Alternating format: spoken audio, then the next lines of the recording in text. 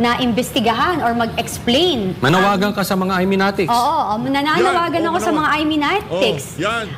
Kumbinsin nyo rin si Senator Amy Marcos na siya, imbes na manawagan siya sa Malacanang, na mag-explain or na sagutin ang mga katanungan ng mamamayang Pilipino, ang gawin na lang niya bilang senator ay sumulat siya sa Beverly Hills Police, mag-request siya ng report kasi kaya niya kung gawin yan. Okay? Kasi meron akong napaka-legit na ang tawag dito na nagsabi sa akin, isang tao na nagsabi sa akin na talagang alam ni Senator Amy na na-detain si Lam. Nako, yan na nga ho ba sinasabi natin? Meron hong hamon. Itong si Miss Cathy Binag dito kay Amy Marcos at meron hong isisiwalat. Itong si Miss Cathy Binag dito sa video na to, ikaw talaga, Senator Amy.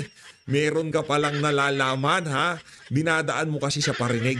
Diretsuhin nyo na ho kasi kami. Kaso ang problema, kung hinihintay daw ho natin na banatan niya yung kanyang kapatid, hindi mangyayari yun.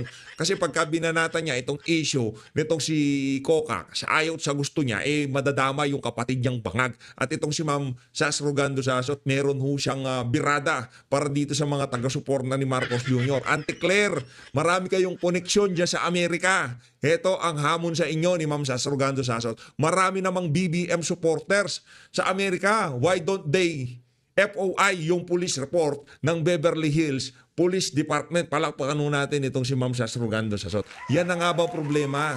Idinaan ho tayo sa dakdak nitong si Auntie Claire. Wala na akong ginawa kundi peki yan. Nasaan yung totoo?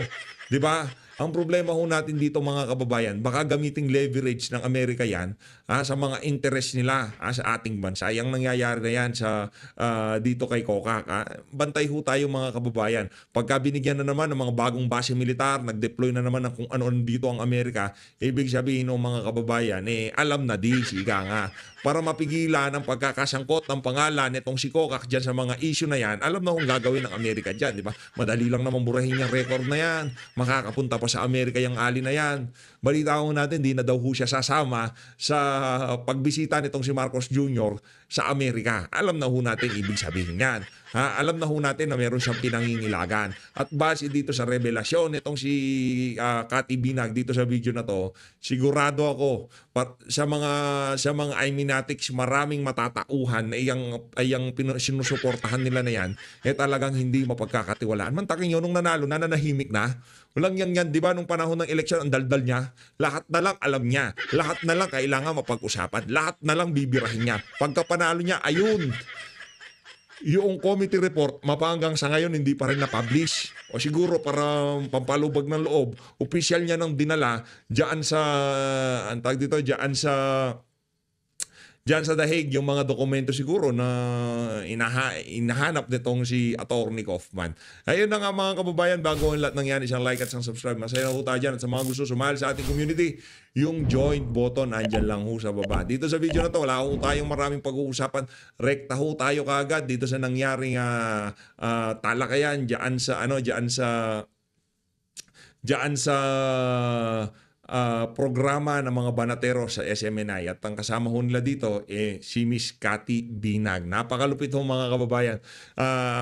Itong mga connection kasi nitong alin na to, marami ho siya niyan di ba? Marami ho siyang, pagka merong mainit na issue, meron kaagad ho siyang insider sa Malacanang, ika nga.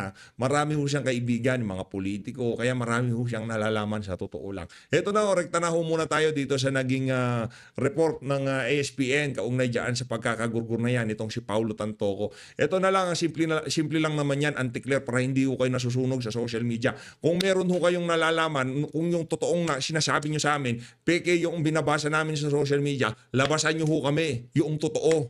Hindi yung sasabihin nyo, ano yan, altered yan, dinagdagan yan, kung ano-anong ginawa dyan sa police report na yan, ilabas nyo ho sa amin yung tama.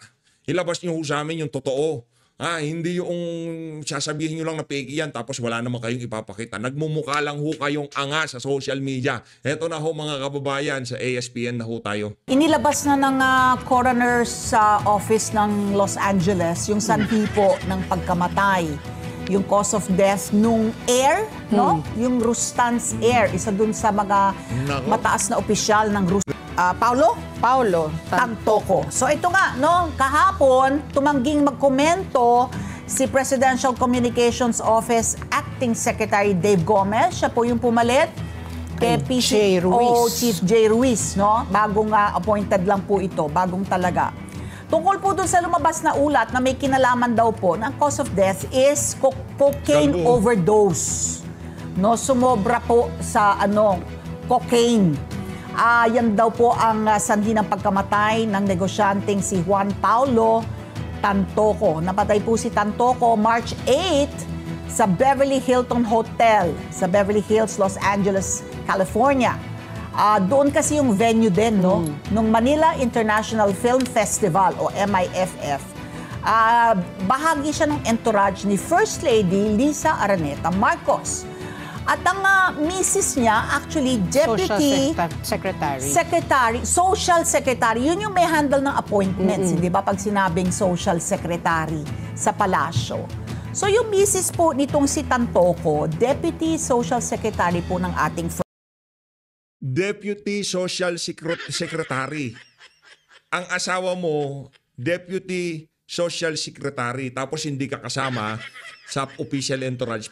Palakpakan natin ang kasinungalingan ng mga tauhan nitong si Lisa Araneta Marcos diyan sa Malacanang. Palakpakan natin sila. Pantagay mo, social secretary, kung ano man yung pinanghahawakan ng asawa nitong si Tantoco. Anak ng Toco, ang taas ng pwesto sa pamahalaan ng asawa mo tapos hindi ka kasama sa official entourage. Hindi naman ata pwede yun. First Lady. Yun po ang connect. Ayaw pong magkomento ng Malacanang tungkol buti sa lumabas na ulat na ito.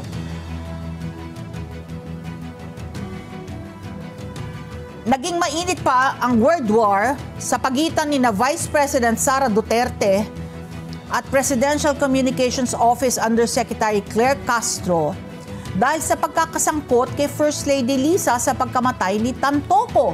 Nako! So you can actually explain her presence, di ba? Kasi nga, MIFF.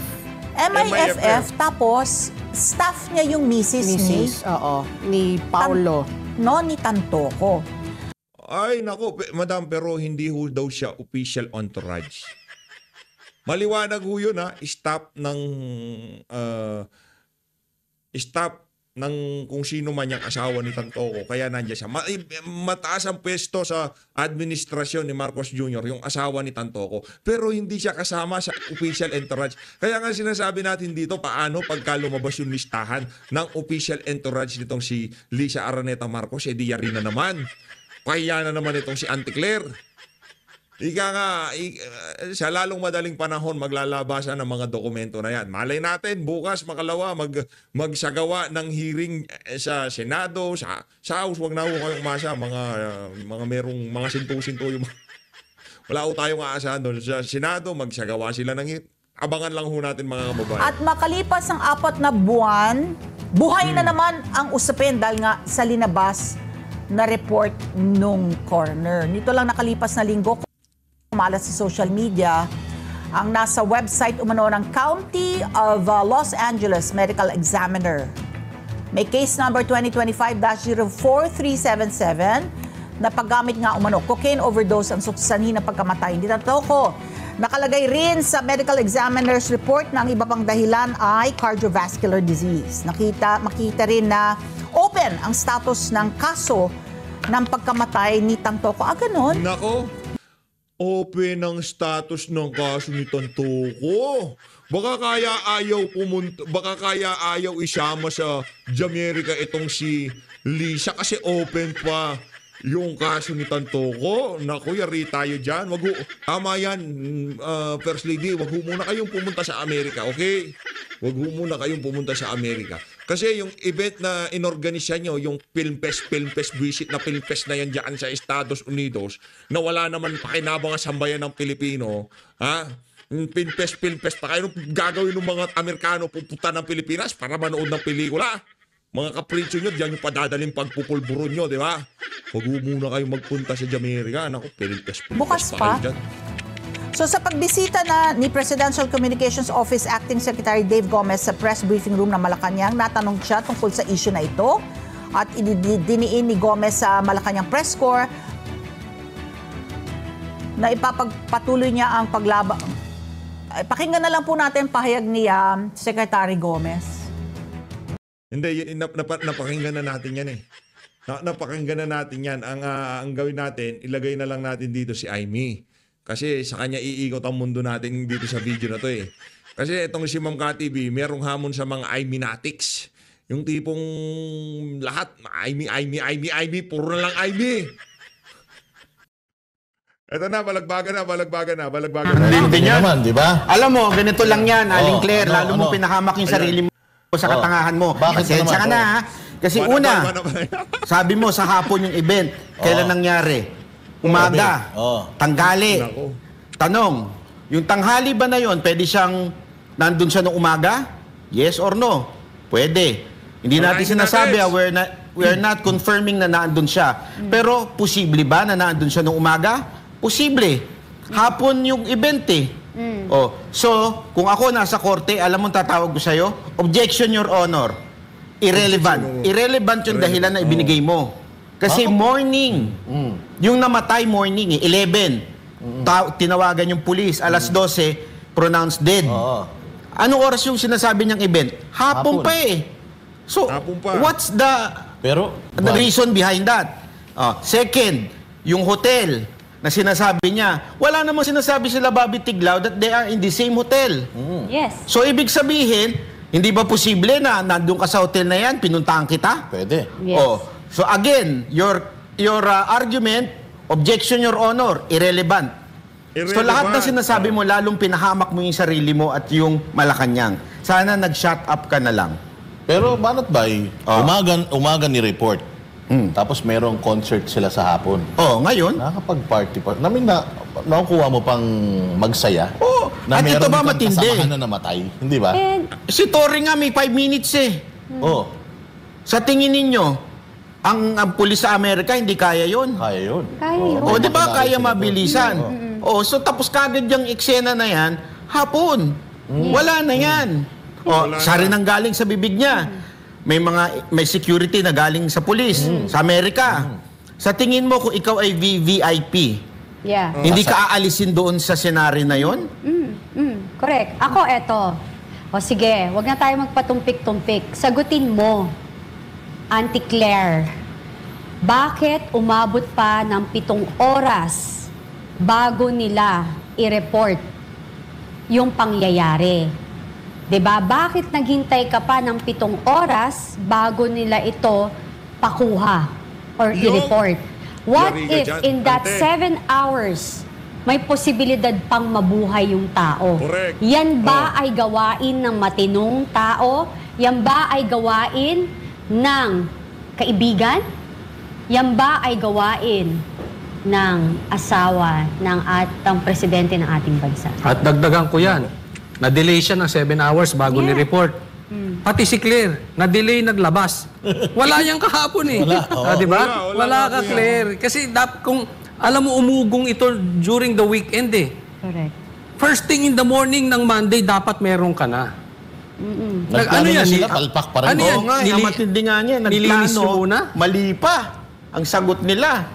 Di ba? Hindi, baka kasi confident siya kanina na sinasabi niya na kahit tanong nyo pa sa Beverly Hills Police Department, hindi natin alam, baka naglinis muna sila doon para pag bitaw niya ngayon, may nakausap na doon. Hindi natin alam. Sandali, so ibig mo bang sabihin, kinakampihan ng Amerika si Marcos?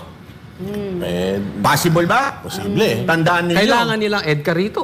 Una-una, kailangan nyo, tandaan ninyo, nasa gera ang Amerika. Yeah. And they need us. Diba? Para yung station ng base. Paano hindi ko sinasabing ganito nangyari. Paano kung i-deal ni Marcos na, okay, sige, ilabas nyo lahat yung mga yan, tanggal ang EDCA dito. Malaking kawalan, pera, ubos. Bakit? Mahirapan yung base eh. Kung galing ang Amerika, hindi dadaan dito. Kung gagaling sa South Korea, di ba nandun ang base at saka sa Hawaii? Yes. So talagang they need us more than we need them. Well, alam mo, total, si Senator Aimee Marcos, Yon. okay, nanawagan siya na sabi niya, na imbestigahan or mag-explain. Manawagan ka sa mga Iminatics. Oo, nananawagan Yan, ako sa mga Iminatics. yan. Kumbinsin nyo rin si Senator Amy Marcos na siya, imbes na manawagan siya sa Malacanang, na mag-explain or na sagutin ang mga katanungan ng mamamayang Pilipino, ang gawin na lang niya bilang senator ay sumulat siya sa Beverly Hills Police, mag-request siya ng report kasi kaya niya kung gawin yan. Rather than, alam naman natin na hindi naman magsasabi ng totoo ang Malacanang. And tinatry nga nilang wag pag-usapan at tinatry nilang pagtakpan to for the longest time. Ang nakakatawa dito, para sa mga Iminatics ha, mga Iminatics, shout out sa lahat ng Iminatics. Senator, hindi na, wag na, sige, ako na lang, kaya ko naman, wag na kayo. Sen Aimee, mag-request kayo. Pagkatapos yung dinala yung committee report dyan kay Attorney Kaufman, ang dami niyong problema, madam. Pamilya nyo na naman ang nasa gitna dito sa skandalo na to. Pabira, pagka nga naman tinamaan ka ng mga bangag na pamilya, ito talaga aabutan mo, di ba? Ang hirap ilagan ng kamandag nitong mga nitong mga walang yang to. Di ba? Tuloy natin. Ito si Boss Dada. Boss Dada, malupit yan. Idol ko yan eh. Ika nga, pagka bumalagbag yan, ni pulidong-pulido eh. Hindi tayo yan talaga isa sa mga pinapanood ko sa mga batertero, sa totoo lang. Yung style niya talagang napaka-authentic. Ika nga, pagka hindi siya, may effect siya, hindi siya tumatawa, pero yung mga birada niya, doon ka matatawa eh. Di ba yung mga, wala siyang effects, pero yung punchline na talagang matatawa ka, magaling. Subaybayan niyo yan, Boss Dada. Boss Dada, i-follow nyo. Yung mga nakasubscribe kay PH, punta ko kayo dyan. Magaling yung na yan. Sa lahat ng banatero, si Sen talaga sa mga pinapanood natin niya, si Boss Dada. Parang sila pa yung biktima. Oo nga. No? Parang pinalalabas pa nito ni Claire Castro na sila yung inaatake. Una sa lahat, lumabas na to nun. Hindi naman to masyadong umingay, although marami ring nag-pick up nito, pero katulad natin mga banateros, nung una tong lumabas, hindi namin kasi ito pinick up eh. Kasi nga, hindi kami basta-basta magta-topic ng hindi nilalabas ng mainstream media. Yes. But since mainstream media naglabas, bilyonaryo, member pa nga yan ng Malacanang Press Corps. So, kino-consider ito as a mainstream media even ng Malacanang ang nag-report nito. At saka wala naman silang sinabi sa report na siguradong-sigurado eh. Lahat naman yan Kinuha lang nila. di umano.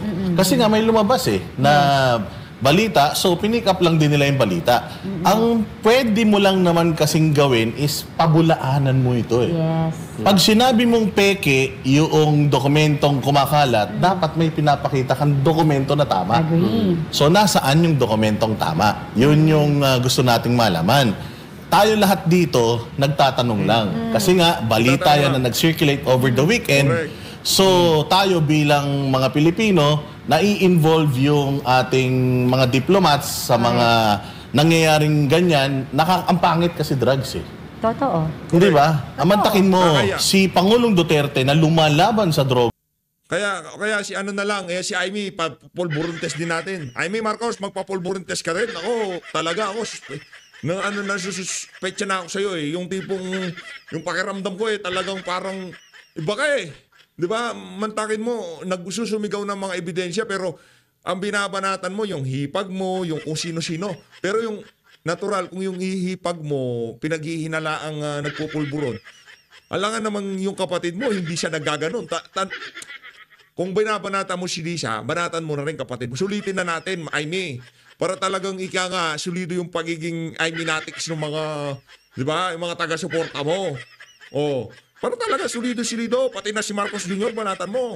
Hindi lang yan si Coca, kasi yung si Coca, wala namang kwenta yan eh. Meron siguro siyang kwenta habang presidente asawa niya, pero pagka wala namang naniniwala dyan eh. Kontrabida pagmumuka. Nako, pagising mo ng umaga, nakahiga ka, pagbukas ng mata mo, makita mo yung si Coca, sa tingin ko, mapapalundag ako sa Di ba? Naknanto ko, nakakatakot, mukhang mangkukulam. Mukha, hindi ko sinabi. Droga, na lumaban sa droga, nakakulong ngayon. Tapos parang lumalabas, ayon dito, yung mga nasa kapangyarihan, involved pa sa droga, tapos nasa laya sila. Hindi ba? Yun yung isang nakakalungkot dito eh. So, hindi kayo biktima. Hindi ba? At kung sakaling biktima man kayo ng fake news, katulad ng sinasabi ninyo, kailangan maglabas kayo ng marami pang ebidensya para mapabulaanan ito. Kasi kami, gusto namin na hindi ma-involve yung First Lady dito. Nakakahiya sa ibang bansa. Kasi hindi lang ito mapapag-usapan sa Amerika eh, at saka dito. Mapapag-usapan to sa buong mundo. Para tayong bansa ng adik, no? First time ito, partner, na ang isang First Lady ng isang bansa na involved sa death and drugs. Yeah. Mabigat ito. So, hindi kayo biktima At dito. saka dito the way she answers yung mga question, napaka ad hominem niya. Hindi niya sinasagot ng direkta. Yeah. Ang lagi niya sinasabi, nini-name call niya yung mga journalist, pretending to be journalist. Oo. 'Di ba? Lagi niya nini-name call. Instead of directly answering, may nilabas na dokumento. Di sana nilabas niya yung totoong dokumento. Agree. Kung yun ang sinasabi niya, may totoo, fake yun. Yes. Di ba? I mean, Mayroon bang kapangyarihan ng Malacanang to request for that report? Kasi na babadlight sila, di ba? Of course. Gobyerno yan. And ako rin, yung sa akin, meron ding ibang opisyales. Di ba, na government official na doon. It's time for you to speak up also. And yun nga, alam mo, ang dami-dami May media kasing, pa. Yes, ang dami kasing comments, ang daming, alam mo yung mga kanya-kanyang espekulasyon. The best way for you guys to do a hair follicle test. Done deal. Wala nang paikot-ikot, wala nang mahabang usapan. If you're not guilty of anything, why not do it? It's been like, Yan. ang tagal na nito eh. So, hindi natapos-tapos. Bakit ayaw niyong gawin? Tsaka Bakit para sa ayaw akin, nyo? pambabastos tong ginawa ni BBM. Alam kung bakit? Yung ganitong kalaking issue na may namatay kasama ng asawa ng presidente, asawa mo, dapat hindi mo inasa kay Claire. Ikaw mismo, BBM, ang mag-explain. Ikaw ang magpa-press con ka, sumagot ka sa media. Hindi Or pwede asawa laging mismo. O yung asawa. Saka imagine, i-deny pa nila yung asawa ni Tantoco, mataas ang katungkulan sa administrasyon, tapos sasabihin nila hindi kasama sa official entourage. Yan si Paulo Tantoco. Ang labo naman hunun mga kababayan. I-deny, sinasabi nila maawa tayo dahil namatayan, naggaluluksa yung mga yan. Yung pag-deny ng Malacanang, mas masakit pa ho yun kaysa sa iskandalong kinasasangkutan nila ngayon eh. Yung mismong event na pinuntahan niya na kung saan siguro yung pagpalagay na natin yung asawa niya kasama sa official entourage. Natural kung asawa mo pa kasama sa official entourage, kasama ka na rin dyan. Automatic na yan. Ano ka lang, sabit ka lang, ganon. Hindi maaari yun. Kaya tayo ay naniniwala. Hanggat walang sa bagay, pag naglabas sila, peke naman yan, sigurado. Tayo ay naniniwala, sa tingin ho natin, mataas ang tsansa na talagang kasama sa official entourage ang si Tantoco. Yung involved. Dalawa sila actually dapat. Oo. Hindi pwedeng si Claire ito. No, kaya lang itong na-observe ko rito, mga partners dininay niya. Okay? So, definitely merong sinungaling dito. Si Claire o si BP Sara. Magkaiba sila, totally magkaiba sila. Yeah. Okay? Eto, hamon na lang natin. Kung si BP Sara ang mali at fake news siya, asahan nyo babanatan niya ng banateros. Yes. Pero, pag fake news ito si Claire, dapat naman magpakalalaki si BBM. Kasi lantarang pagsisinungaling na yan. What can you expect doon sa spokesperson ng Malacanang, ng highest office of the country, tapos ganito magbitaw. Puro kasinungalingan. Just in case, kasi hindi naman po pwedeng pareha silang tama ni BP Sara Talagang totally magkaiba. No? So, may nagsisinungaling dyan sa dalawang babae na yan. And I'm sure, in the future, malalaman natin. Sana naman, kung sino man ang mali, manindigan kayo. Hindi yung pinapasa nyo kung kani-kanino. At ito pang matindi, di ba yung sinasabi ni Kat kanina na pwede sila manghingi ng dokumento na that will prove na hindi totoo na nandun si Lisa Marcos. Ako ito, simple na lang eh. The first argument na binitawan mo, ano yun? Hindi kasama sa entourage ni Lisa Marcos Official entourage. si Tantoco. Show us a document na hindi siya kasama doon. Yes. Yo! I mean, meron kayo niyan eh, protocol nyo yan, sarili nyo dokumento yan eh. Di ba may sarili kayong dokumento na hindi talaga kasama? May listahan yan eh. Sino-sino ang sumabay doon sa eroplano. Yo! Di ba? May listahan kayo niyan, imposibleng wala. Protocol yan, bawat sasama na kung sinong kasama, nakalista dyan. Ba't di nyo inilabas? Puro daldal lang. Pinakita nila yung schedule for that day. Papalag na. Ayan na nga sinasabi natin eh. Pinakita nyo pa yung mga schedule kung saan nagpunta si Coca, kung saan, di ba? Labas yung dokumento, yung manifest, yung kung sino yung mga nasa official entourage para talagang magkaalaman ho tayo. Ngayon, pag nakita natin, ito si ganito, ito si ganyan, makikita naman ho natin kasama ba siya dun sa aeroplano. Lalabas at lalabas yung mga larawan, mga video, yun ng pasayaw-sayaw si Lisa, di ba? Lumabas yun. Sigurado lalabas at lalabas mo yan. Hindi pa ho tapos tong issue na to. Malalim mo itong mga kababayan. Malalim mo itong mga issue na to ang dapat malaman, mapag-usapan ngayong mga panahon na to sa bansang Pilipinas. Ito ho ang dapat natin, yung mga bulalo, yung mga nasa tali. Walang kwenta ho yun. Ako na nagsasabi sa inyo, ginugood time na naman tayo ng mga nasa kapangyarihan.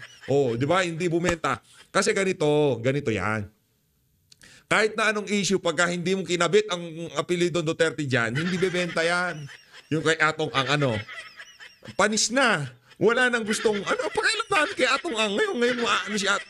Wala kaming pakialam. Ganun lang ho. Ngayon, ano sabi ng DOJ? Naku, parang merong connection. Si nawawalang sabongero at yung war on drugs, si Tatay Digong. Ayan. Ikinabit na ang Duterte. So ano ibig sabihin yan? Gusto nilang maging maingay sa tao yung issue. Kasi pagka wala yung nakadugtong yung apelido Duterte sa issue, hindi ho yan mabenta.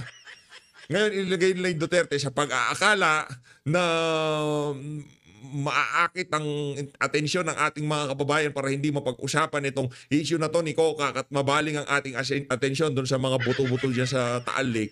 Hindi ho mangyayari yun. Malabo ho yun. Ito, napaka-crucial nito. Talaga nga bang nasa tamang kaisipan ng mga leader ngayon na namumuno sa ating bansa? Nagpupulburon ba sila? Di natin alam. Pero sigurado dito, isa sa mga kasama nilang nagpunta sa Amerika para umaten-aten ng film fest na yan, pasayaw-sayaw pang ganun sa si Lisa, na overdose siya ng Coca-Cola. Yun ang sigurado dito. Na merong Pero may video din na kumakalat na kumakanta ng I Will Survive. Yung sumalangit nawa ang kaluluwa. Magkatabi pa sila.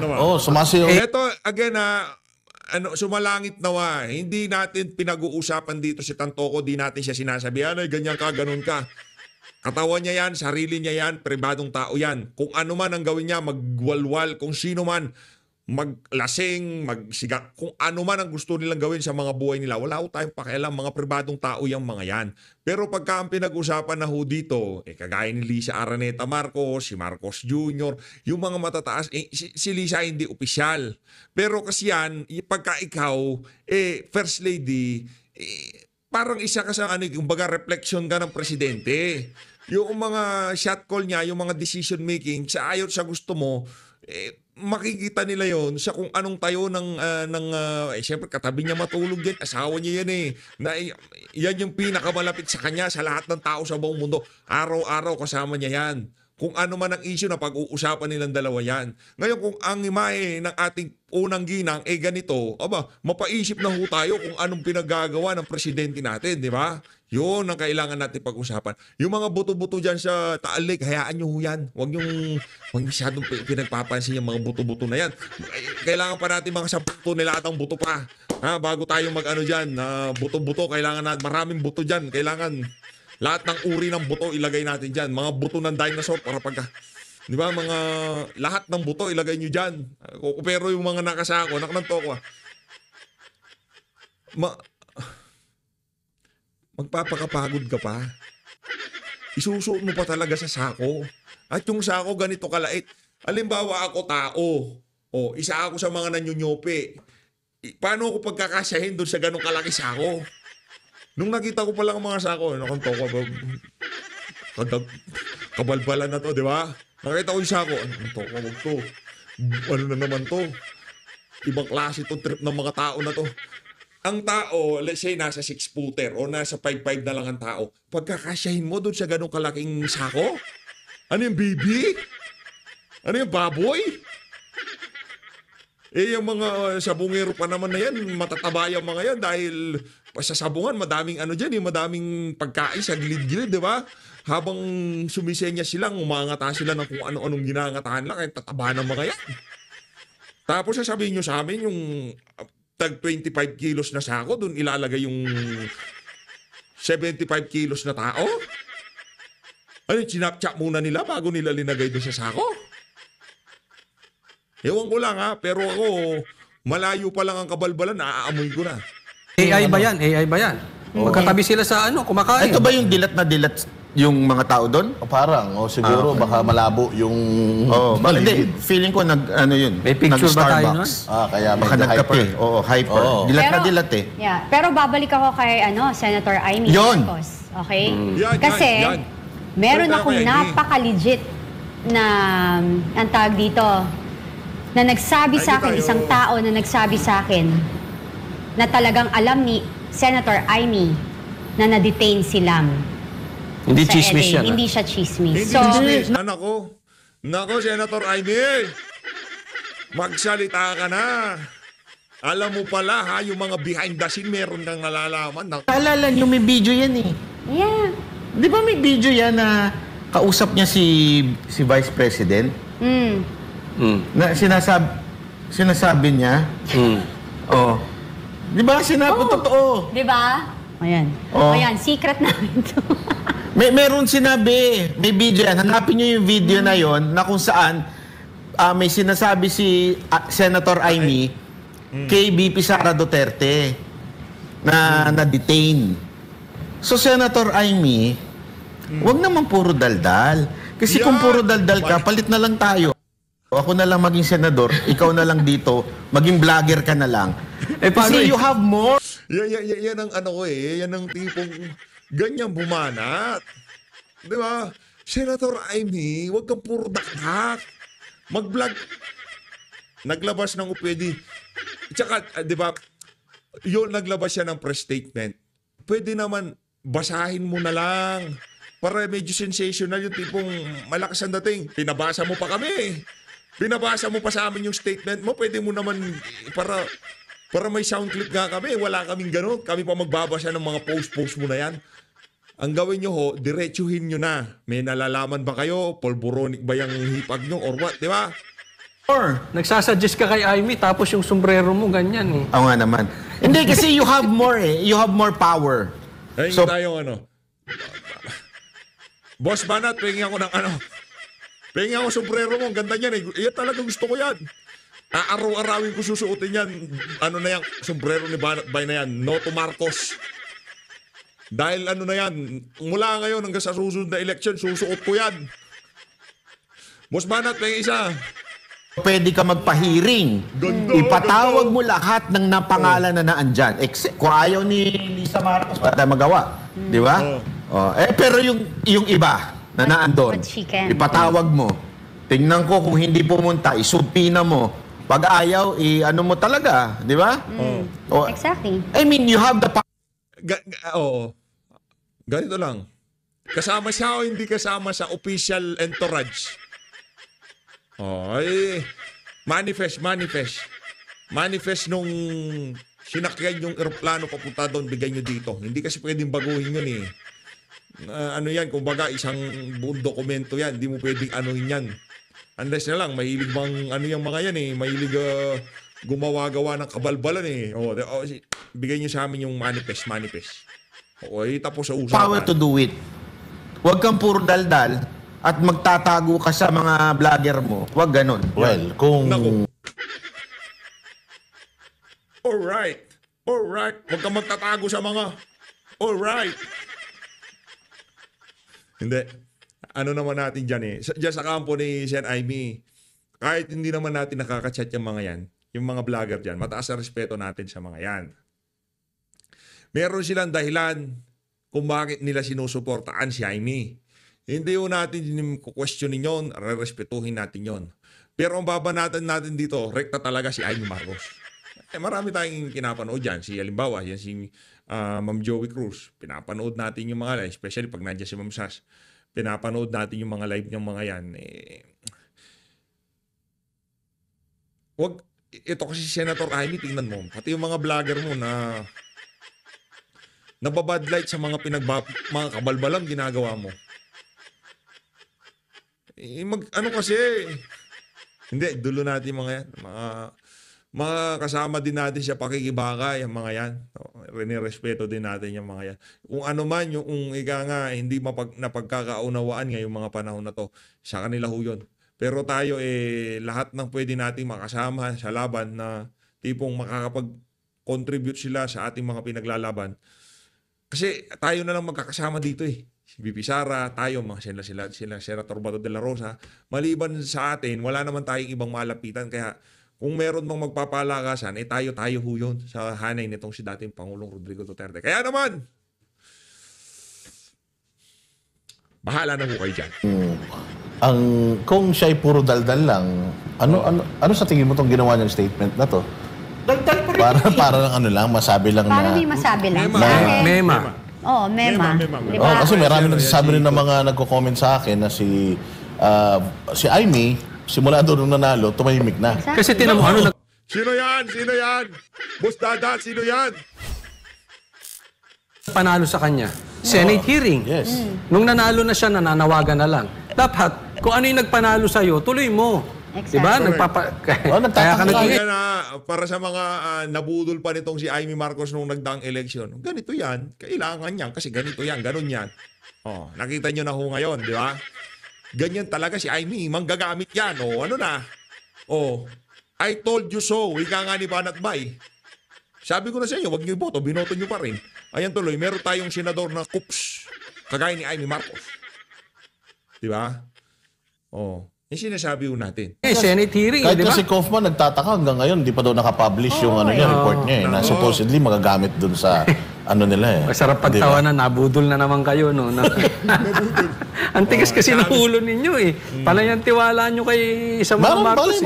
Malay mo naman mag-conduct siya. Kasi the fact na nanghihingi na siya ng mga detalye sa Malacanang na alam naman natin na deadmine siya. Hindi nga siya makapunta ron Yes. Hindi ba? So, matagal na nga rin siya nananawagan sa kapatid niya nung nasa DA pa na sibakin na yung mga dapat sibakin. Kilala mo kung sino yung mga smuggler dyan, di ba? Sinabi rin niya nun. Hindi naman niya mapangalanan. So, this is another epal? Ganun ba ang dating sa inyo? Parang tama na yung ganun. Kung may alam ka.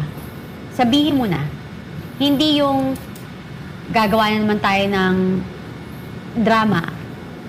Diba? Hinay-hinay, dahan-dahan. Election Diba? Tapos sa election, nanalo ka na. Ayun na nga. Nakaupo ka na dyan. And you are more powerful than your sister-in-law. Sa totoo lang. Because you're a sitting senator. So, ipatawag mo. Diba? So, yung mga cabinet secretaries na kasama din niya, ipatawag nyo din para makapag-explain. And, magpa-hair follicle test. Tsaka matindi niyan ito Yung panahon ni Duterte, pinatawag ang anak niya. Si Paulo, di ba? Sa Senado. Si Pulong, Yes. di ba? Napunta niya. Nagpunta. Hindi nga lang nagtanggal ng damit kasi baka naman manyakin yung isa doon. Di ba? Pero nagpunta. No, ganong katapang. Hindi kailangan magtago sa mga spokesperson. O yung mga tagapagsinungaling. Hindi kailangan magtago doon. Ba't kayo nagtatago sa likod ng mga tagapagsinungaling nyo? Diba? Umarap kayo. Kaya nga sana, Senator Jaime, wag naman puro daldal. Kung hindi, baka natin yan kay Marcoleta, di ba, Kat? Oo. Lalo na yung mga sa ethics committee. Baka natin yan kay Sen Marcoleta, di ba? Kung sino man yung uupo dyan. And of course, kasi alam mo, kahit sabihin nyo na, maliit na bagay yan, mas marami pang problema ang Pilipinas. Napakalaking problema ho na meron tayong mga leader na kinukonsinti ang paggamit ng droga at pinagtatakpan na ang isang krimen. Kasi ang droga dapat nilalabanan yan. Yes. Nilalabanan yan. Ang droga dapat talaga seryosong winawakasan yan. Kaya lang, paano tayo maniniwala ngayon doon sa sinasabi nilang bloodless drug war kung meron silang bahid ng di umanong paggamit ng droga. Ano to hindi naman kumpirmado ito, pero ang tao Nagtatanong. merong duda Yes. kung matino ba talaga sila o hindi. At mapapatunayan lang natin kung matino kayo or hindi kung undergo kayo ng hair follicle drug test. It's about time. Sabi ko nga, kailangan hindi lang tayong mga normal na Pilipino yung maniwagan tungkol dito. Dapat ang manawagan, pati yung mga uniformed personnel, yung mga police na kailangan pa nila ng drug test para lang sila ay magstay sa kanilang hanay, yung mga kumukuha ng lisensya na kailangan pa ng drug test para lang magkaroon ng lisensya, hindi mo ma-renew yung kanilang lisensya. It's about time na tayo mismo, lahat tayo. And it's also about time na patunayan na nila to. Exactly. Diba? Once and for all, para matapos ito, bakit ba kasi ang hirap-hirap gawin ito? Yan nga yung mahirap kay BBM Takbo ng takbo. Dapat dati pa yan yung unang pagkasabi ni PRRD na bangag siya. Dapat yan, tinanggap niya na yung yung hamon na hair follicle test. Pero magkaiba sila ng in denial. No? Naalala nyo nung tinawag ng bangag to si BBM, medyo hindi niya dininay Niligaw niya. Tinawanan niya lang. Tapos binalik kay PRRD, sinabi fentanyl. Pero ngayon, dinideny. So siguro kaya hindi na pinagsasalita to si BBM dahil hindi marunong Kaya takbo ng takbo, puro clear na lang ng clear ito. Pero may tanong ako sa inyo. Tanong din ito ng ilang netizen. Sabi nila, maganda siguro tanongin din si Cheese at saka si Jinggoy. Lahat. Kung Dapat kasama talaga bang talaga si Tanto doon sa event. Diba? Although may nakita naman na tayong video tsaka pero bakit hindi sila tanungin at magbigay din ng bakit hindi kaya tanungin ng mga media? Yung mga media naman, mahilig naman magtanong ng kung ano-ano Pero bakit hindi Hindi nga nila wala nga silang balikan. Pinagkabalahan nga nila yung si Ivana Actually, pagkatapos nung 5-minute na sagot na yan ni Claire, wala nang follow-up question tungkol dyan, banat ba? Di ba? Actually, meron sa dulo. Meron sa dulo. Pero binilang ko, after 5 to 6 question, may may sumundot sa dulo. Buti may sumundot sa dulo. Kaya nga si Maricel Halili yung sumundot. Na nga mga kababayan, dito na una tatapusin ang ating reaction video. Maraming salamat sa pag-support sa PH Update. Mag-subscribe po kayo sa SMNI Digital. Yang estasyon ng SMNI. Diyan nagpo-programa ang mga banateros at kasama nila ang kanilang reyna na si Binibining Kati Binag. Maraming salamat mga kababayan. Mag-ingat kayo lahat. Mahalin natin ang Pilipinas. Mga idolo yan, mga idolo.